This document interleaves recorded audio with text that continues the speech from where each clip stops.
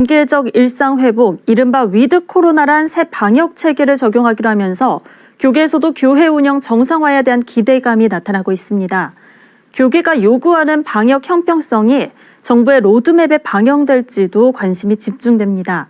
구티비도 교회 예배 회복을 위한 예배가 생명입니다 캠페인을 전개합니다. 위드 코로나 준비를 고민하는 교회와 현장의 목소리를 취재했습니다. 김민주 기자입니다. 지난 13일 출범한 민관합동 코로나19 일상회복지원위원회는 경제, 사회, 방역, 의료 등 각 분야별 위원회를 열고 이달 말을 목표로 단계적 일상회복 로드맵을 수립하고 있습니다. 한국교회 총연합, 예배회복을 위한 자유시민연대 등 교계단체들은 위드 코로나 시행을 눈앞에 두고 형평성 있는 방역 지침을 촉구했습니다.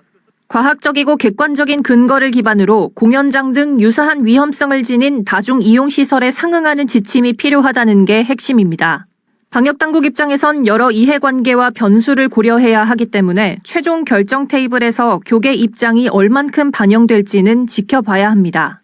형평성을 유지해달라는 겁니다. 다른 업종보다 잘해달라는 얘기가 아니라 다른 업종들과 형평성을 유지해달라. 교회 요청 사항, 또 우리가 바라는 사항에 대해서도 문체부와 협의를 완료했고 그 사항이 이미 중수본 테이블 위에 올라가 있습니다. 그래서 현재 내부에서 협의가 되고 있는 상황입니다. 코로나19 백신 접종 확대 등으로 일상 회복에 대한 기대감이 고조되면서 교계 안에서도 교회 운영과 예배 회복, 선교 사역에 대한 준비가 필요하다는 목소리가 나오고 있습니다.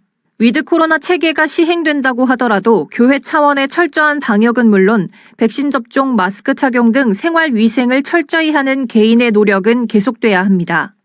교회 내 확진자가 한 명도 나오지 않은 경기 파주 순복음 산마교회는 대인 소독기, 중간 칸막이 설치, 코로나 검사 키트 도입 등 철저한 방역을 하면서 온 오프라인을 겸해 예배를 드려왔습니다. 예배를 지키면서도 파주시로부터 방역 모범 사례로 꼽힐 수 있었던 건 전 성도가 한마음으로 선제적인 대응을 했기 때문이라고 밝혔습니다. 사람들이 와서 봐도 야 여기는 청정지역이구나.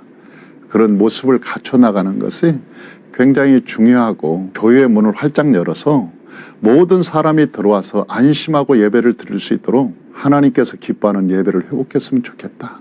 그런 생각을 합니다. 먼저 각자가 신앙과 예배, 이웃사랑에 대한 마음가짐을 돌아보는 게 우선돼야 한다는 지적도 나옵니다.